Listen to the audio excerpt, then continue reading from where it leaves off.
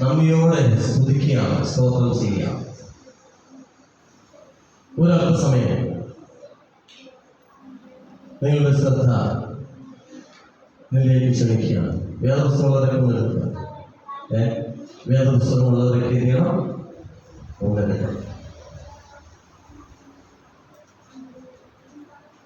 എല്ലാ മനുഷ്യരും, എല്ലാ വിശ്വാസികളും ഞായറാഴ്ച ദൈവത്തെ ആരാധിക്കുമ്പോൾ സെവന്തിലെ അഡ്വന്റിസ്റ്റുകാരും മാത്രം ശനിയാഴ്ച ആരാധിക്കും. ഇവരോട് ആര് പറഞ്ഞു ഇങ്ങനെ ചെയ്യുന്നു? ആരാണ് ഇവരോട് ഞായറാഴ്ച ആരാധിക്കാൻ? ലോകവ്യാപകമായി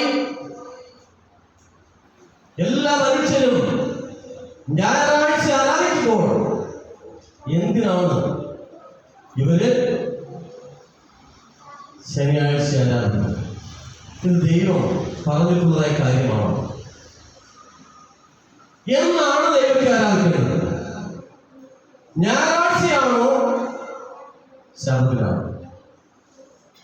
ഞായറാഴ്ച ആരുണ്ടാക്കി? മനസ്സിലാക്കണം. ഞാൻ വേദപുസ്തകത്തിൽ പറഞ്ഞിരിക്കുന്നതായ കാര്യങ്ങൾ മാത്രമേ പറയൂ. എന്നെ കേൾക്കുന്നതായ പ്രിയമുള്ള ദൈവത്തിന്റെ ജനമേ, നമ്മുടെ വിശ്വാസത്തിന്റെ അടിസ്ഥാനം എന്ന് പറയുന്നത് വേദപുസ്തകമാണ്. എന്നാൽ അന്ത്യകാലത്തില് നമ്മെ തെറ്റിക്കുവന്നൊക്കെ കള്ള പ്രവാചകന്മാരുടെയും അനേകർ എഴുന്നേൽക്കും. അങ്ങനെ എഴുതിക്കൊണ്ടിരിക്കുകയാണ്. ഞാൻ ഈ അടുത്ത സമയത്ത് ഒരു ഭവനം സന്ദർശിക്കുന്നതാണ്.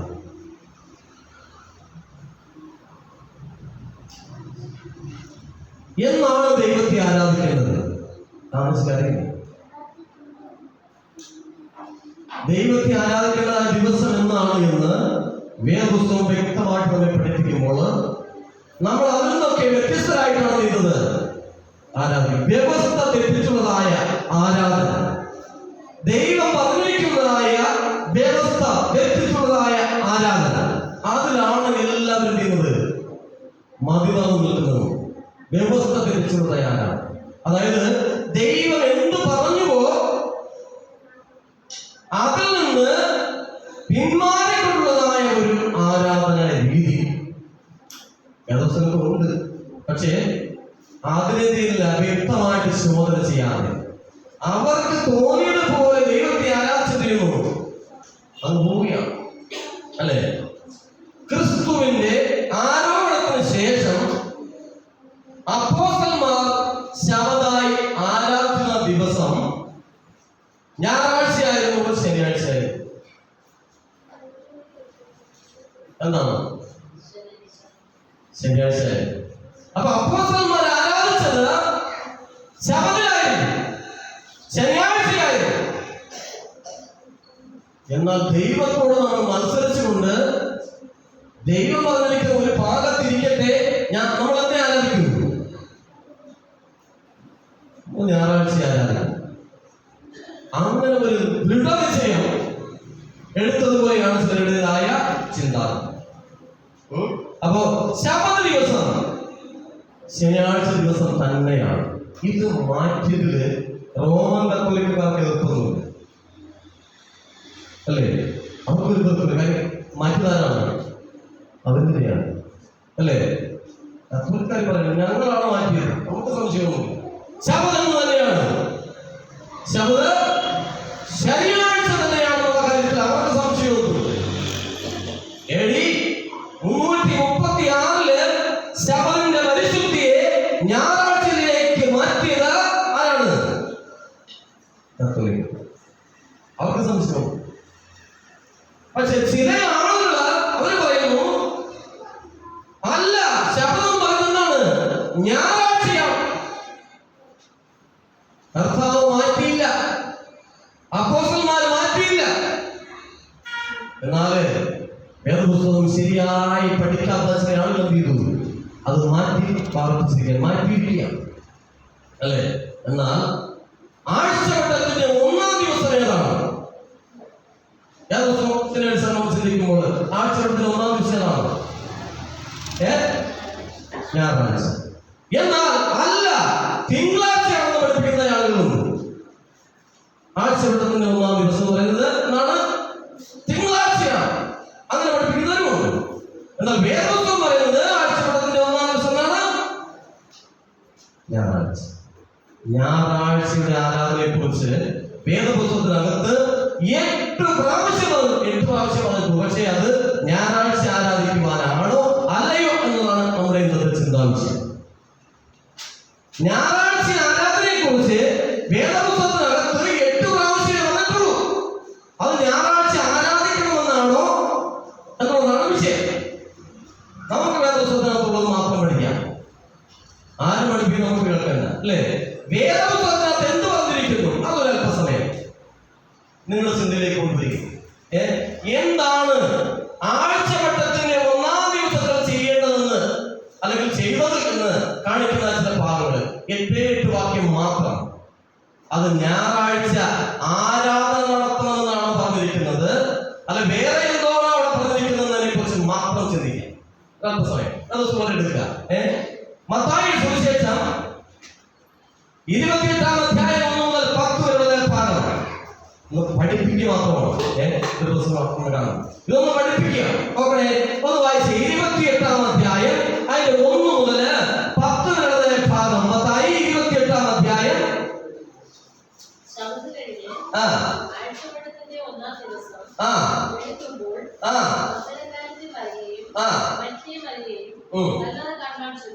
എന്തിനു പോയി? ആരാധന ക്രമീകരിക്കാൻ പോയതല്ല. പിന്നെ എന്തിനാണ് പോയത്? കല്ലറ കാണുവാനാണ് പോയത്. ഇതിന് ചില ആളുകൾ പഠിപ്പിക്കുന്നത് ആരാധന രൂപീകരിക്കാൻ പോയി, ആരാധിക്കാൻ പോയതല്ല. വ്യക്തമായിട്ട് ദിവസവും പഠിപ്പിക്കുമ്പോൾ എന്ന് മനസ്സിലാക്കാം. കല്ലറ കാണുവാൻ പോയി, ആരാധന ഉണ്ടാക്കാൻ പോയതല്ല, ആരാധനയ്ക്ക് വേണ്ടി പോയതല്ല. അവർ കല്ലറ കാണാൻ പോയത്. 10 വയസ്സ്.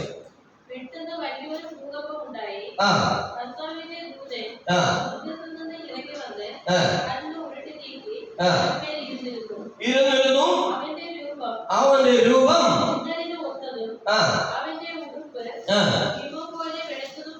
ഹിമം പോലെ വെളുത്തതുമായിരുന്നു. പാവക്കാർ അവനെ കണ്ട് പേടിച്ചു വിറച്ച് മരിച്ചവരെ പോലെയായി. ദൂതൻ സ്ത്രീകളോട് ഭയപ്പെടേണ്ട, ക്രൂശിക്കപ്പെട്ട യേശുവിനെ നിങ്ങൾ അന്വേഷിക്കുന്നത് ഞാൻ അറിയുന്നു. ക്രൂശിക്കപ്പെട്ട ക്രിസ്തുവിനെ നിങ്ങൾ അന്വേഷിക്കുന്നത് ഞാൻ അറിയുന്നു. അവൻ ഇവിടെ ഇല്ല, അവൻ ആ കല്ലറയിലില്ല എന്ന് പറഞ്ഞു. താൻ ചെയ്തു പറഞ്ഞതുപോലെ ചെയ്തു. അവൻ ഉയർത്തെഴുന്നേറ്റു. അവൻ കിടന്ന സ്ഥലം വന്ന് കാണുന്നു. അവൻ എവിടെയാണ് അടക്കം ചെയ്തു എന്ന് വന്ന് കാണുന്നു. അവൻ ചെയ്തു, അവൻ മരിച്ചവരുടെ ഇടയിൽ നിന്നും ഉയർത്തെഴുന്നേറ്റു എന്ന് വേഗം ചെന്ന് അവന്റെ ശിഷ്യന്മാരോട് പറയും. അവൻ നിങ്ങൾക്ക് മുമ്പേ ഗലീലയിലേക്ക് പോകുന്നു, അവിടെ നിങ്ങൾ അവനെ കാണും, അവിടെ വെച്ച് ജീവനോട് നിങ്ങൾ അവനെ കാണും, ഞാൻ നിങ്ങളോട് പറഞ്ഞിരിക്കുന്നു എന്ന് പറഞ്ഞു. അങ്ങനെ അവർ വേഗത്തിൽ ഭയത്തോടും മഹാസന്തോഷത്തോടും കൂടി ചെയ്തു കല്ലറ വിട്ടു. അവന്റെ ശിഷ്യന്മാരോട് അറിയിപ്പാൻ ഓടിപ്പോയി. യേശു ക്രിസ്തു ജീവിച്ചിരിക്കുന്നു എന്ന് അറിയിക്കാൻ ചെയ്തു. ഓടിപ്പോയി. എന്നാൽ യേശു അവരെ എതിരേറ്റു. നിങ്ങൾക്ക് വന്ദനം എന്ന് പറഞ്ഞു. അവർ അടുത്ത് ചെന്നു അവന്റെ കാൽ പിടിച്ചു. അവൻ എന്ത് ചെയ്തു? നമസ്കരിച്ചു. ഇവിടെ ഈ സ്ത്രീകൾ പോയത് എന്തിനു വേണ്ടിയായിരുന്നു? കല്ലറ കാണാൻ, ആരാധിക്കാനല്ല പോയി എന്ന് നമുക്ക് വ്യക്തമായിട്ട് ആ ഭാഗം വായിക്കുമ്പോൾ മനസ്സിലാക്കാൻ സാധിക്കും. ഈ ഒന്നാമത്തെ കാര്യം ഇവിടെ ആരാധനയ്ക്ക് വേണ്ടി പോയത് അവിടെ പറയുന്നില്ല. എന്നാൽ ജനവിഭാഗം, ഇന്ന് ജീവിച്ചിരിക്കുന്ന ജനവിഭാഗം മുഴുവൻ അവർക്ക് സൗകര്യമുള്ളതായ ദിവസം ആരാധനയ്ക്ക് വേണ്ടി തിരഞ്ഞെടുത്തു. എന്നിട്ട് ശാബത്ത് എന്ന് പറയുന്നത് ഈ ദിവസമാണ്, ആഴ്ചവട്ടത്തിന്റെ ഒന്നാം ദിവസമാണ്. എന്ന് പറയുന്നു, പഠിപ്പിക്കുകയും ചെയ്യുന്നു. അല്ലെ, ഇവിടെ ആരാധനയ്ക്ക് പോയി എന്ന് പറയുന്നില്ല. അടുത്ത വാക്യം നമുക്ക് നോക്കാം. മർക്കോസിന്റെ സുവിശേഷം 16-ാം അധ്യായം അതിന്റെ 1 മുതൽ 6 വരെ ഭാഗം. മർക്കോസ് 16-ാം അധ്യായം. ശബത്ത് കഴിഞ്ഞ ശേഷം മഗ്ദലക്കാരത്തി മറിയവും യാക്കോബിന്റെ അമ്മ മറിയയും ശലോമയും ചെന്ന് അവനെ പൂശേണ്ടതിന് സുഗന്ധവർഗം വാങ്ങി ആഴ്ചവട്ടത്തിന്റെ 1-ാം നാൾ ആദ്യകാലത്ത് സൂര്യൻ ഉദിച്ചപ്പോൾ അവർ കല്ലറയ്ക്കൽ ചെന്നു. കല്ലറയുടെ വാതിൽക്കൽ നിന്ന് നമുക്ക് വേണ്ടി ആരെ കാര്യം കർത്താവായ യേശു ക്രിസ്തു മരിച്ച് 3-ാം നാൾ ഉയർത്തെഴുന്നേൽക്കുമെന്ന പ്രവചനവും ഉണ്ടായിരുന്നുകൊണ്ട് കല്ലറയുടെ വാതിൽ ചെയ്തു അവർ ഭദ്രമായി അടച്ചു വെച്ചിരുന്നു. ആർക്കും ഓടിച്ചെന്ന് തുറക്കാൻ പറ്റാത്ത വിധം ചെയ്തു അടച്ചു വെച്ചിരുന്നു. അല്ലെ, ഈ കല്ല് വലിയൊരു കല്ല് വെച്ച് ചെയ്തു അടച്ചു വെച്ചിരുന്നു. ഇത് ആരെടുത്ത് മാറ്റും എന്ന് ചിന്താച്ചു. എന്നിട്ടോ അവർ നോക്കിയാറേ കല്ല് ഉരുട്ടിക്കളഞ്ഞതായിട്ട് കണ്ടു. അത് ഏറ്റവും വലുതായി. ഒരു മനുഷ്യന്റെ കരത്താൽ ചെയ്യാൻ, സാധാരണ ഒരു മനുഷ്യന്റെ കരത്താൽ ചെയ്യാൻ പറ്റുന്ന കാര്യമല്ല. എന്നാൽ അത് ഉരുട്ടി മാറ്റിയിരിക്കുന്നത് കാണുവാൻ കഴിഞ്ഞു. എന്നിട്ടോ അവർ കല്ലറയ്ക്കകത്ത് കടന്നപ്പോൾ വെള്ള നിലയിൽ ധരിച്ച ഒരു ബാല്യക്കാരൻ വലതുഭാഗത്തിരിക്കുന്നത് കണ്ടു. ശ്രമിച്ചു. അവൻ അവരോട് ഭ്രമിക്കേണ്ട, ക്രൂശിക്കപ്പെട്ട നസ്രയനായ യേശുവിനെ നിങ്ങൾ അന്വേഷിക്കുന്നു. അവൻ ചെയ്തു ഉയർത്തെഴുന്നേറ്റു, അവൻ ഇവിടെ എന്ന് അവിടെയും ആരാധനയ്ക്കായി പോയി എന്ന് നമുക്ക് കാണുവാൻ പറ്റുന്ന സാധ്യത. എന്നെ കേൾക്കുന്നതായ പ്രിയമുള്ള ദൈവത്തിന്റെ ജനമേ, അങ്ങനെ ഒരു വ്യവസ്ഥ പറഞ്ഞിട്ടുണ്ടെങ്കിൽ എനിക്കും കൂടി ഒന്ന് കാണിച്ചു തരണം. ഇവിടെ ആരാധിക്കാൻ പോയി എന്ന് ഒരു വ്യവസ്ഥ അവിടെ പറഞ്ഞിട്ടുള്ളൂ എങ്കിൽ പറയും. ചിലപ്പോ എന്റെ പഠനത്തിന്റെ കുറവായിരിക്കാം, എന്നാലും അവിടെ പറയണമല്ലോ പറഞ്ഞിട്ടില്ല. എന്നാൽ ഇവിടെ ആരാധനയ്ക്കായി പോയി എന്ന് പറഞ്ഞിട്ടില്ല. പിന്നെ അവർ എന്തിന് പോയി എന്ന് വേണം മനസ്സിലാക്കണം. എന്തിനു പോയി? ആരാധിക്കാൻ പോയി. അടുത്ത വാക്യം ലൂക്കോസിന്റെ സുവിശേഷം 23-ാം അധ്യായം അതിന്റെ 54 മുതൽ 56 വരെ ഭാഗം. അന്ന് ഒരുക്ക നാളായിരുന്നു. എന്തിനു വേണ്ടിയുള്ളതായ ഒരുക്കമാണ്? ഈ ഒരുക്കമാണ് എന്തിനു വേണ്ടിയുള്ളതായ ഒരുക്കമാണ്? എന്തിനു വേണ്ടിയുള്ളതായ ഒരുക്കമാണ്? പറയ്, എന്തിനു വേണ്ടിയുള്ളതായ ഒരുക്കം? ശബത്തിന് വേണ്ടി അല്ലേ? ഇപ്പം ശബതാണ്. അതിനു വേണ്ടിയുള്ളതായ ഒരുക്കമാണ്. ഒരുക്കമാണ് എന്നാണ് വെള്ളിയാഴ്ച അല്ലേ? വെള്ളിയാഴ്ച ഒരുക്കുന്നതാണ് അല്ലേ? പിറ്റേന്ന് ശബത്ത് ഒരുക്കം. വെള്ളിയാഴ്ച സന്ധ്യാവെല്ലാം ആരംഭിച്ചു. എന്താരംഭിച്ചു? ശബത്ത് ആരംഭിച്ചു. അപ്പോ അന്ന് ആരാധിക്കാൻ പോയി എന്ന് പറയുന്നത് ബാക്കിയുള്ള വായിച്ചേ.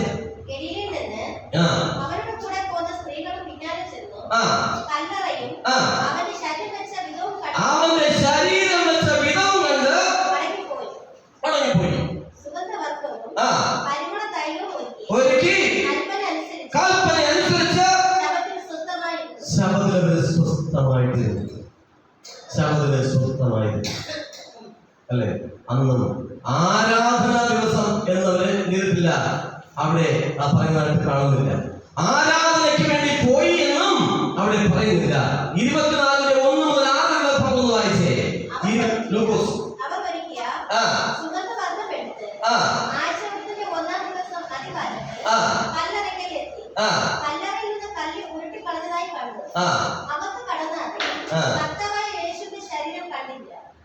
യേശുക്രിസ്തുവിന്റെ ശരീരം കണ്ടില്ല അല്ലേ? അവർക്ക് യേശുവിനെ കാണാൻ തക്കണം സാധിച്ചില്ല. കാര്യം എന്താ? കർത്താവ് എങ്ങോട്ട് പോയി? ഉയർത്തെഴുന്നേറ്റു അല്ലേ? ഒരിക്കൽ സുഗന്ധവർഗം എടുത്ത് ആഴ്ചവട്ടത്തിന്റെ 1-ാം ദിവസം ദിവസം പറയുന്നതാണ്. 1-ാം ദിവസം എന്നാണ് ഞായറാഴ്ച. അന്നവർ പോയത് അവർ ഒരുക്കിയ സുഗന്ധവർഗം എടുത്ത് അധികാലത്ത് കല്ലറയിലെത്തി. കല്ലറയിൽ നിന്ന് കല്ലു ഉരുട്ടിയതായി എന്നിൽ കണ്ടു. അകത്ത് കിടന്നാതെ കർത്താവ് യേശുവിന്റെ ശരീരം അവിടെ കണ്ടില്ല എന്ന് കാണുവാൻ സാധിക്കും. അപ്പൊ ഈ പറഞ്ഞിരിക്കുന്ന സ്ഥലത്തൊന്നും ആരാധനയ്ക്ക് വേണ്ടി പോയി എന്ന് പറയുന്നു. എന്നാൽ ഈ ഭാഗമൊക്കെ വായിച്ചതിന് ശേഷം ചില ആളുകൾ പഠിപ്പിക്കുന്ന ഇത് ആരാധനയ്ക്ക് വേണ്ടി അവർ പോയതാണ്, ആരാധന നടത്തുവാനൊക്കെ അവർ കടന്നു പോയത് എന്ന് പഠിപ്പിച്ച് ജനങ്ങളെ തെറ്റിച്ചുകൊണ്ടിരിക്കുക. അന്ത്യകാലത്ത് കള്ളപ്രവാചകന്മാര് അനേകരെ എഴുന്നേൽക്കും പറഞ്ഞിരിക്കുന്നതായ ആ കാര്യം എന്തിരിക്കുന്നു, നിറവേറിക്കൊണ്ടിരിക്കുക. വേദപുസ്തകത്ത് ഇല്ലാത്തതായ കാര്യങ്ങളെ പഠിപ്പിച്ച് ആളുകളെ തെറ്റിച്ചുകൊണ്ടിരിക്കുക. നമ്മളത് മനസ്സിലാക്കണം. അതിനുശേഷം ചെയ്യണം, സത്യം പഠിച്ച് മനസ്സിലാക്കി സത്യത്തിൽ ഉറച്ചു നിൽക്കാനൊക്കെ നമുക്ക് സാധിക്കണം. എന്റെ മക്കള് സത്യത്തിൽ നടക്കുന്നു കേൾക്കുന്നതിനേക്കാൾ വലിയ സമൂഹത്തിൽ എനിക്കില്ല എന്ന് വിവരിക്കുന്നു. ആ യോഗം പറഞ്ഞിരിക്കുക. അതുകൊണ്ട് ചെയ്യണം, സത്യമുള്ളവരായി സത്യത്തിന് അനുസൃതമായിട്ട് നമ്മുടെ ജീവിതങ്ങളെ ക്രമീകരിക്കുന്നതൊക്കെ നമുക്ക് സാധിക്കണം. ഇനി യോഹന്നാന്റെ സുവിശേഷം 20-ാം അധ്യായം 1 മുതലുള്ള ഭാഗം വായിച്ചേ. യോഹന്നാന്റെ സുവിശേഷം 20-ാം അധ്യായം അതിന്റെ 1 മുതലുള്ള ഭാഗത്ത് എന്താണ് പറയുന്നത്? ആഴ്ചവട്ടത്തിന്റെ 1-ാം നാൾ മഗ്ദലക്കാരത്തി മറിയ ഇരുട്ടുള്ളപ്പോൾ തന്നെ കല്ലറക്കൽ ചെന്നു. കല്ലറ വായ്ക്കൽ നിന്ന് കല്ല് നീങ്ങിയിരിക്കുന്നത് കണ്ടു. അവൾ എന്ത് ചെയ്തു? അവൾ ഓടി ശീമോൻ പത്രോസിന്റെയും യേശുവിന് പ്രിയനായ മറ്റേശുവിന്റെയും അടുക്കൽ ചെന്ന് കർത്താവിനെ കല്ലറയിൽ നിന്ന് എടുത്തുകൊണ്ടുപോയി എന്ന് പറഞ്ഞു. ആരെങ്കിലും എടുത്തുകൊണ്ടുപോയതാണോ? ആണോ? അല്ല, അല്ലെ? ഇവിടെയും ഞായറാഴ്ച ആരാധനയ്ക്ക് ഒരു പ്രാധാന്യം അവിടെ ഇല്ല, പറയുന്നില്ല. അവിടെയും കല്ലറ കാണുന്നതൊക്കെ പോയി എന്ന് നമുക്ക് മനസ്സിലാക്കുന്നതൊക്കെ സാധിക്കും. ആഴ്ചവട്ടത്തിന്റെ 1-ാം നാൾ ചില പറയും ആ കർത്താവ് ഉയർത്തെഴുന്നേറ്റതുകൊണ്ട് അന്ന് നമ്മൾ ആരാധിക്കുന്നു എന്നുള്ള കാര്യം. പക്ഷേ ദേവസ്ഥയുടെ ആരാധനയാണോ അത്? എങ്ങനെയാണ് അത്? കർത്താവ് എന്ത് ചെയ്തു? 1-ാം ദിവസം ഉയർത്തെഴുന്നേറ്റതുകൊണ്ടാണോ ചെയ്തത്? നമ്മൾ ആരാധിക്കുന്നു. അത് വ്യവസ്ഥയുള്ള ആരാധനയാണോ? വേദപുസ്തകത്തിൽ പറഞ്ഞിരിക്കുന്ന ആരാധന ദിവസമാണോ? ഒരിക്കലും അല്ല, അല്ലേ? വ്യവസ്ഥ തെറ്റിച്ച് ദൈവത്തിന്റെ കൽപ്പനയെ ധിക്കരിച്ചുകൊണ്ടുള്ളതായ ആരാധനാ ദിവസം അങ്ങനെയൊക്കെയാണ് പറയുന്നത്. പ്രിയമുള്ളവരെ, ദൈവത്തിന്റെ കൽപ്പന തെറ്റിച്ച് മനുഷ്യനെ തെറ്റുകാരാക്കി മാറ്റുകയാണ്. ദൈവത്തിന്റെ കൽപ്പനയെ തെറ്റിച്ചുകൊണ്ട് എന്ത് ചെയ്യുന്നു? മനുഷ്യരെ കുടിക്കുന്നു. അവർ ചേർത്ത് നിർത്തി അവരെയും തെറ്റുകാരാക്കുന്നതായ ഒരു പ്രവണത. ഇതെന്ത് ചെയ്യണം? മാറണം. ഇത് മനുഷ്യന്റെ ഇടം ബോധ്യമാകുവാൻ ഇടവരണം. അടുത്ത വാക്യത്തിൽ കിടക്കാം. 5-ാമത്തെ കാര്യം മർക്കോസിന്റെ സുവിശേഷം 16-ാം അധ്യായം 9-10 വാക്യം. മർക്കോസ് 16-ാം അധ്യായം അതിന്റെ 9-10 വാക്യം വായിക്കുമ്പോൾ എന്താണ് പറയുന്നത്? അവൻ ആഴ്ചവട്ടത്തിന്റെ 1-ാം നാൾ രാവിലെ ഉയർത്തെഴുന്നേറ്റിട്ട് താൻ 7 ഭൂതങ്ങളെ പുറത്താക്കിയിരിക്കുന്നതായ മഗ്ദലക്കാരത്തി മറിയയ്ക്ക് ആദ്യം പ്രത്യക്ഷനായി. അപ്പൊ എന്താണത്? ആഴ്ചവട്ടത്തിന്റെ 1-ാം ദിവസം, അല്ലെ? ആഴ്ചവട്ടത്തിന്റെ 1-ാം ദിവസം, ഞായറാഴ്ച ദിവസം. ആഴ്ചവട്ടത്തിന്റെ 1-ാം നാൾ രാവിലെ ഉയർത്തെഴുന്നേറ്റിട്ട് താൻ 7 ഭൂതങ്ങളെ പുറത്താക്കിയിരിക്കുന്നതായ മഗ്ദലക്കാരത്തി മറിയയ്ക്ക് ആദ്യം പ്രത്യക്ഷനാണ്, അല്ലെ? അവൾ ചെന്ന് അവനോട് കൂടെ ഇരുന്നവരായി ദുഃഖിച്ചും കരഞ്ഞുകൊണ്ടിരിക്കുന്നവരോട് അറിയിച്ചു അവൻ ജീവനോടിരിക്കുന്നു എന്നും അവൾ അവനെ കണ്ടു എന്നും അവർ കേട്ടറിഞ്ഞില്ല, വിശ്വസിച്ചില്ല. പിന്നെ കാണുവാൻ ഇടയായ ചിലർക്ക് കാണുവാനുള്ള അവസരത്തിൽ ദൈവം ഒരിക്കലായിട്ട് കാണുവാൻ നമുക്ക് സാധിക്കും. അതുകൊണ്ട് അവിടെയും എന്തില്ല? യേശു ക്രിസ്തു ആരാധനയ്ക്ക് വേണ്ടി തയ്യാറായെന്നോ അല്ലെങ്കിൽ ആരോടെങ്കിലും ഞായറാഴ്ച ആരാധന ഉണ്ടാക്കണമെന്നോ പറയുന്നില്ല, ആവശ്യപ്പെട്ടതായിട്ട് പറയുന്നില്ല. യോഹന്നാനിലെ 19 വാക്യം എന്താ പറയുന്നത്? 20-ന്റെ 19 വാക്യം. 20-ന്റെ 19 വാക്യം എന്താ പറയുന്നത്?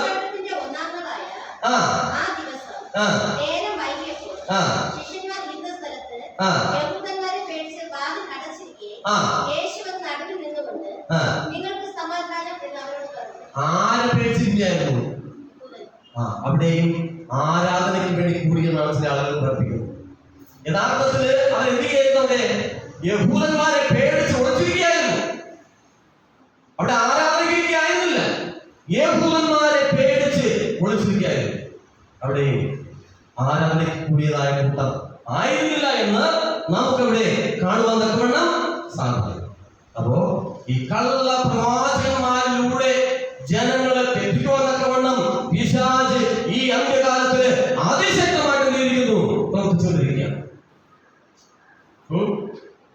ശബദം എന്ന് പറയുന്നത് ഞായറാഴ്ചയാണ്, അന്നാണ് ദൈവത്തെ ആരാധിക്കേണ്ടത് എന്നൊക്കെ പഠിപ്പിച്ച് ആളുകളെ തെറ്റായ മാർഗത്തിലേക്ക് നയിച്ചുകൊണ്ടിരിക്കുന്ന കാഴ്ചയാണ് ഇപ്പോ നടന്നുകൊണ്ടിരിക്കുന്നത്.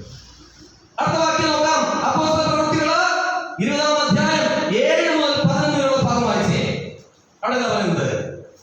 അപ്പോസ്തല പ്രവൃത്തികള് 20-ാം അധ്യായം അതിന്റെ 7 മുതൽ 11 ഭാഗം എന്താ പറയുന്നത്? ആഴ്ചവട്ടത്തിന്റെ 1-ാം ദിവസം. അറിയാം നിങ്ങൾക്ക് ഏതാണെന്ന്? ആഴ്ചവട്ടത്തിന്റെ 1-ാം ദിവസം പറയുന്നത് ഏതാണ്? ഞായറാഴ്ചയാണ്. ഞങ്ങൾ അപ്പം നോക്കുവാൻ കൂടി വന്നപ്പോൾ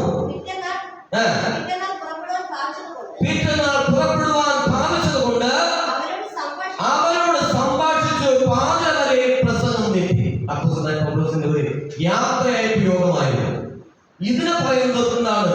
ഞായറാഴ്ച ആരാധന ഉണ്ടാക്കുന്നതൊക്കെ ശ്രദ്ധിച്ചു എന്നാണ്. ഈ കൂടിയതായ ദിവസത്തെയും എന്താ പറയുന്നത്? ഒരു ആരാധന ദിവസമായിട്ട് ചിത്രീകരിക്കുന്ന ഒരു കാഴ്ച. യഥാർത്ഥത്തില് അപ്പോസ്തലനായ പൗലോസിന്റെ യാത്രയയപ്പ് ചടങ്ങായിരുന്നു. ആരാധനയ്ക്ക് വേണ്ടി കൂടിയതല്ല. തെറ്റായ പഠിപ്പിക്കലുകളിൽ ഒന്നും തന്നെ ചെയ്യരുത്, നമ്മൾ അകപ്പെട്ടു പോകരുത് എന്ന് ദൈവത്തിന്റെ വചനം നമ്മെ പഠിപ്പിക്കുന്നു. ഇതൊരു രാത്രി യോഗമായിരുന്നു. ഒരു രാത്രി യോഗമായിരുന്നു. അപ്പോസ്തലനായ പൗലോസ് എന്ത് ചെയ്യണം? മറ്റൊരു ദേശത്തേക്ക് ദൈവത്തിന്റെ വചനവുമായിട്ട് കടന്നു പോകണം. അതിനുവേണ്ടി കൂടിയതായ ഈ യോഗത്തെയും ആരാധന ഉണ്ടാക്കുന്നതൊക്കെ വേണം. ഞായറാഴ്ച ആരാധന ഉണ്ടാക്കുന്നതൊക്കെ ഒരു കൂട്ടമായിട്ട് തിരിക്കുന്നു. ആൾക്കാരെ അങ്ങനെ പഠിപ്പിക്കുന്നു. അതുകൊണ്ട് നമ്മൾ ഞായറാഴ്ച ആരാധിക്കുന്നു എന്ന് പറയണം. അതുകൊണ്ട് അവിടെയും ഇങ്ങനെയുള്ളതായ ഒരു തെറ്റായ പഠിപ്പിക്കൽ നടത്തിക്കൊണ്ടിരിക്കുകയാണ്. ആളുകളെ തെറ്റായി പഠിപ്പിച്ച് തെറ്റായ മാർഗത്തിലൂടെ കൊണ്ടുപോകുന്നതായ ഒരു രീതി നിലനിന്നുകൊണ്ടിരിക്കുമ്പോൾ നമ്മൾ ആ തെറ്റായ കാര്യങ്ങളിൽ നമ്മൾ അകപ്പെട്ടു പോകാതിരിക്കാൻ തക്കവണ്ണം ശരി പഠിച്ച് മനസ്സിലാക്കി ശരിയുടെ മാർഗത്തിലേക്ക് നയിക്കാൻ തക്കവണ്ണം നിങ്ങൾക്ക് സാധിക്കണം. നോക്കണം, ദൈവത്തിന്റെ വചനം വളരെ വ്യക്തമായിട്ട് നമ്മെ പഠിപ്പിക്കുന്നത് എന്നാണ്. ശബത്തില് ദൈവത്തെ ആരാധിക്കണമെന്നാണ് ദൈവത്തിന്റെ വചനം ചെയ്യുന്നത്. നമ്മെ പഠിപ്പിക്കും. ഇതുപോലെ ഒരു വ്യക്തമായ ഒരു വാക്യം ഞാൻ ഈ പറഞ്ഞ കാര്യങ്ങളിൽ ഒന്നും തന്നെ ഇല്ല എന്നുള്ള യാഥാർത്ഥ്യം. ലേവ്യ പുസ്തകം 23-ന്റെ 3-ാമത്തെ വാക്യം വായിച്ച് എന്നാണ് ആരാധിക്കേണ്ടത് എന്നതിനെ കുറിച്ച് അവിടെ വളരെ വ്യക്തമായിട്ട് ചെയ്യുന്നു. പഠിപ്പിക്കാൻ വളരെ വ്യക്തമായിട്ട് അവിടെ തന്നെ പഠിപ്പിക്കുക. എന്നാണ് ദൈവത്തെ ആരാധിക്കേണ്ടത് ഇത്രമാത്രം വ്യക്തമായിട്ട് വേദപുസ്തകത്ത് എങ്ങനെ എഴുതി വച്ചിരിക്കെ നമ്മൾ തെറ്റായ ക്രിസ്തു ആരാധിക്കുമ്പോൾ കാര്യം എന്ത് ചെയ്യണം? ദൈവത്തെയും എന്ത് ചെയ്യണം? മറച്ചുകൊണ്ടുള്ളതായ ഒരു ആരാധന ഉണ്ടാകണം. അതാണ് മനുഷ്യന്റെ രീതി അല്ലേ? വായിച്ച ഭാഗം വായിച്ചേ. ലേവ്യ പുസ്തകം 23-ന്റെ 3-ാമത്തെ വാക്യം ശ്രദ്ധിച്ചോണേ. 6 ദിവസം വേല ചെയ്യണം. 7-ാം ദിവസം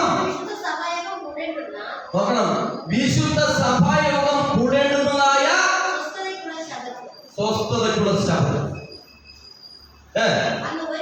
അന്ന് നീ ഒരു വേലയും ചെയ്യരുത്. ശബ്ദം ഒന്ന് വായിച്ചോളൂ. എല്ലാവരും ഒന്ന് വായിച്ചോളൂ. അപ്പൊ ഇതുപോലെ ഞാൻ വായിച്ചു കേട്ടതായ 7 ഭാഗങ്ങളിലും ഇങ്ങനെ ഒരു കാര്യം പറഞ്ഞിട്ടില്ല അല്ലേ? ലേവ്യ പുസ്തകം 23-ന്റെ 32-ാമത്തെ വാക്യവും അങ്ങനെ ശബദമാണ്. ശബദമാണ് ദൈവത്തെ ആരാധിക്കുന്നത്. ആരാധിക്കുന്നതും അവിടെ ദൈവം വളരെ വ്യക്തമായിട്ട് പ്രതിപാദിക്കുക. നമ്മൾ ദൈവത്തോട് മത്സരിച്ചുകൊണ്ട് ദൈവം പറഞ്ഞിരിക്കുന്നതിന് വിപരീതമായിട്ട് ആരാധിക്കൂ എന്ന് നമ്മൾ പ്രതിജ്ഞയെടുത്തിരിക്കുകയാണ്. അതുകൊണ്ട് വേദപുസ്തകം ഒന്ന് പരിശോധിക്കുവാനോ അതിന് അടങ്ങിയിരിക്കുന്ന യാഥാർത്ഥ്യങ്ങളെ മനസ്സിലാക്കുവാനോ കഴിയുന്നില്ല, ശ്രമിക്കുന്നില്ല എന്നതാണ് യാഥാർത്ഥ്യം. ആരും നിങ്ങളെ തെറ്റിക്കാതിരിക്കാൻ സൂക്ഷിച്ചു.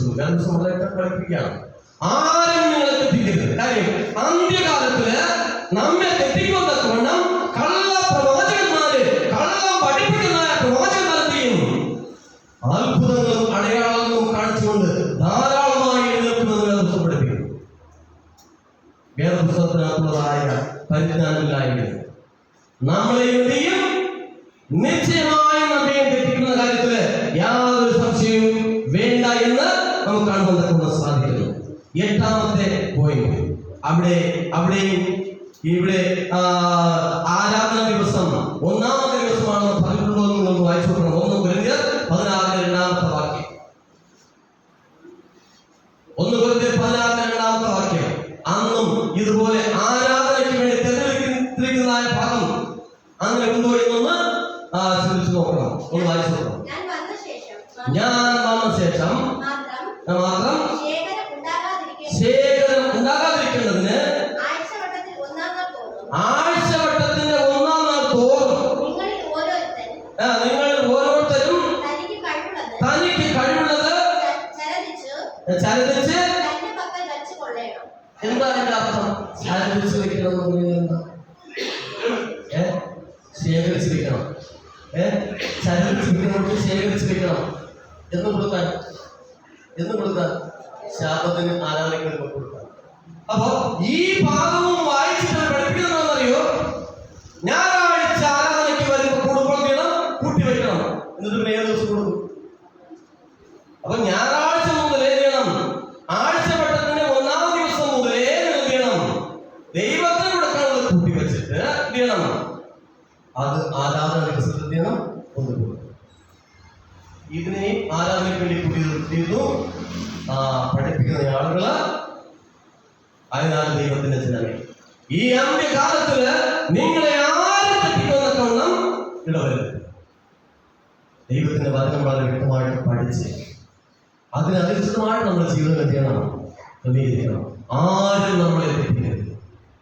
ശാപം പറയുന്നതാണ് എന്നാണ് ഞായറാഴ്ച എന്നാണ് 7ാം ആഴ്ചവട്ടത്തിന്റെ 7ാം ദിവസം. അതാണ് ശാപം. അന്ന് ആരാധന.